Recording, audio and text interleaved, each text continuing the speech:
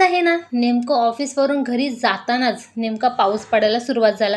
म्हणजे जेव्हा पण ऑफिसची सुट्टी होते आणि तेव्हाच पाऊस येतो. दिवसभर म्हणजे तो पडतच नाही, म्हणजे पडतो कधी नाही पडत.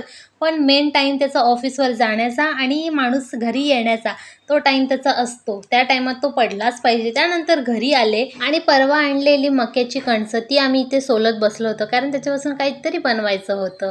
आणि त्यानंतर मस्तपैकी सगळ्यांसाठी चहा बनवला. अद्रक, तुळशी वगैरे सगळे मसाले वगैरे घालून मिळून ना मस्त चहा बनवला.